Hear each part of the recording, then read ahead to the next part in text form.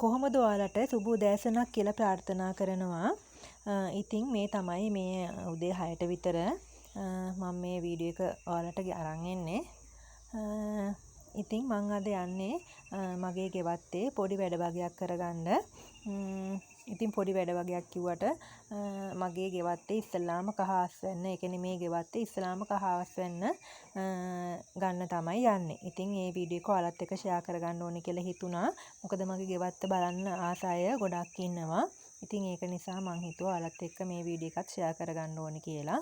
ඉතින් මේ දවස්වල පායන සැරහින්දා ගස් කොළන් ගොඩාක් සවුත් වෙලා ගිහිලා තියෙනවා, මැරිලා ගිහින් තියෙනවා. හොඳට සරුවට හැදිච්ච ගසුත් මැරිලා තියෙනවා වතුර නැති හින්දා. ඉතින් වතුර මේ දවස්වල හරිම අඩුයි. මේවට දාන්නත් විදියක් නැහැ.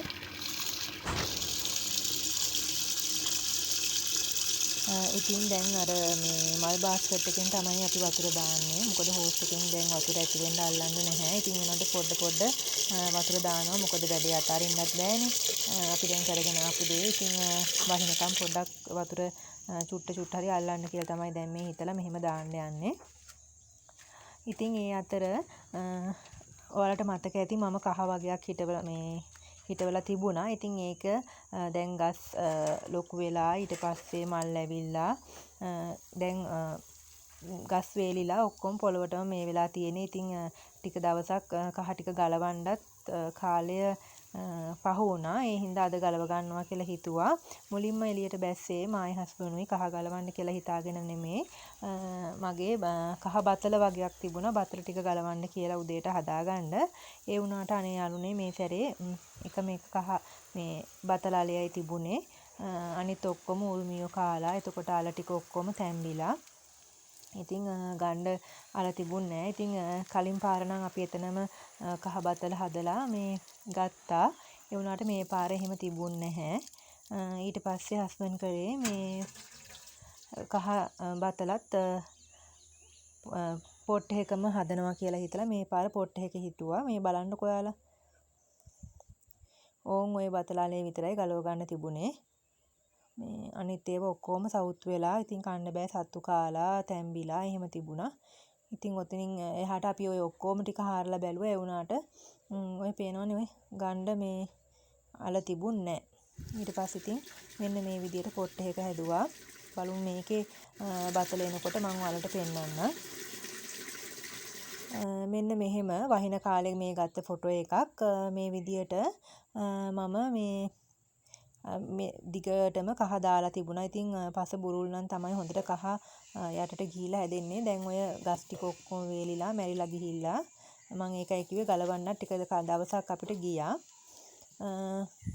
ඉතින් මේක ගැන මම විස්තර කරලා කියන්න යන්නේ නැහැ. මොකද මම දන්නවා ගොඩක් අය කහ ගැන දැන් දැනුවත් වෙලා තියෙනවා කියලා. ඉතින් කහ කියන්නේ ගොඩක්ම කුළු බඩුවක් වගේම තමයි. ඊට අමතරව අපේ ඖෂධ සඳහා, රූපලාවන්‍ය කටයුතු සඳහා, එතකොට ආර්ථික භෝගයක් විදියටත් අපිට කහ හඳුන්වන්න පුළුවන්. ඉතින් මමත් මේ කහ පැල කරන්න ගත්තේ ඔයාලට මතක ඇති. දැන්ට අවුරුදු 4කට විතර කලින් අපේ රටේ කහ නැත්තටම නැතුව ගියා. ඉතින් ඒ දවස්වල කහ මිලත් ගොඩාක් මිල අධික වුණා. කහවල මිල ගණන් ගොඩක් වැඩි වුණා. ඉතින් ඒ දවස්වල තමයි අපිත් හිතුවේ අපිත් කහාල ටිකක් ගෙනල්ලා හිටව ගන්න ඕනේ කියලා. ඊට පස්සේ එදා ඉඳන්ම දිගටම අපි හැම අවුරුද්දටම කහ මේ වගේ හිටව ගන්නවා. ඉතින් මාස 6ක් වගේ ගියාම අස්වැන්න ගන්න පුළුවන්. කියන්නේ අවුරුද්දට ගොඩක් වෙලාට දෙපාරක් වගේ ගන්න පුළුවන්. ඉතින් අපි නම් එක සැරයක් වගේ තමයි ගලවන්නේ. ඊට පස්සේ ආයි හැම පැල වෙලා අල ටික මේ ආයේ ඉතින් එනවා. ඔන්න ඔය වගේ කහ ගොඩාක් තිබුණා. ඉතින් ඒ දිගටම අපිට ගලව ගන්න. ඊට පස්සේ 3 පාරකට විතර ඔය මං සෙට් දෙක තියලා තියෙන යටත් කිරි ගොට් එක දාලා ඕක යට කහ තියෙනවා. ඔය වගේ සෙට් 3ක් විතර ඔය විදියට තම්බ ගත්තා. තම්බගෙන ඉතින් වේලගෙන කොටා ගන්න තමයි තියෙන්නේ. ඉතින් මම මේ ඔයාලත් එක්ක කියන්න මට උවමනාව තිබුණේ ඔයාලත් මේ විදියට අර පාම් සුදු හාල් පිටි වගේ කලවම් කරපු නැති කහ නිවසේදීම හදා ගන්න පුළුවන්. මේ ඔයාලට පේනවා ඇති මේ කහ වල කහ පාට ගතිය කොච්චරක්ද කියලා. ඉතින් මේ පාටයි මේ ස්වභාවික කහවල පාට මීට වඩා සුදු පාටයි අර අපේ කඩේ ගන්න කහ පැකට් වල. ඉතින් මම මේක මට මේ සැරේ විකුණ ගන්නත් පුළුවන්. ගෙදරටම මාස 7-8කට විතර කහ ඇති ප්‍රමාණයට මට හදා ගන්නත් පුළුවන්.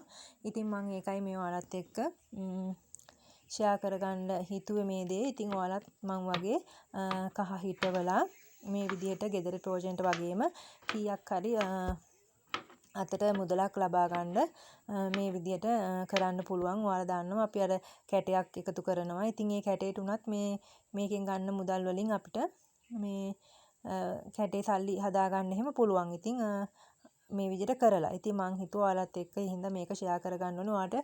ඔයාලටත් පොඩි මොටිවේෂන් එකක් එයි කියලා. මේක දැක්කහම ඉතින් ලොකු අමාරු වැඩක් නෙමෙයි.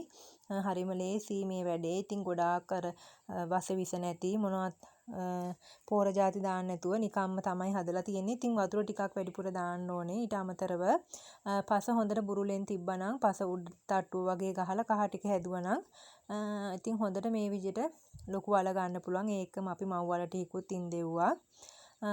ඉන්දවල ඉවර වෙලා අපි හිතනවා තව මාස 6කින් විතර ඒකේ අල ටිකක් එයි කියලා. ඉතින් අපිට ඕනම දෙයකට මේ විදිහට කහ ටික කුඩු කරලා ස්වභාවිකව අපිට ලැබෙන දේ අපිට ප්‍රයෝජනට ගන්න පුළුවන්. ඒ වගේම තමයි ඉතින් විකුණලා අපිට සල්ලි උනත් ලබා ගන්න පුළුවන්. එහෙනම් යාළුවනේ අද වීඩියෝ එක ඉවරයි. ඔයාලටත් මේ වගේ බිම හිටවන්න පුළුවන්. එහෙම නැත්නම් පොට්ටවල කහ හිටවන්න පුළුවන්. ඔය කොයි ක්‍රමයකට හරි හිටවල ඔයාලටත් මේ විදියට කහ අස්වැන්නක් නෙලා ගන්න හැකියාව තියෙනවා. එහෙනම් අදත් මාව බලන් හිටපු අහන් හිටපු ඔයාලට ගොඩාක් ස්තුතියි. එහෙනම් මං ගිහින් එන්නම්. මං ආයි හොඳ වීඩියෝ එකකින් අලුත් වීඩියෝ එකකින් එනකන් ඔයාලා පරිස්සමෙන්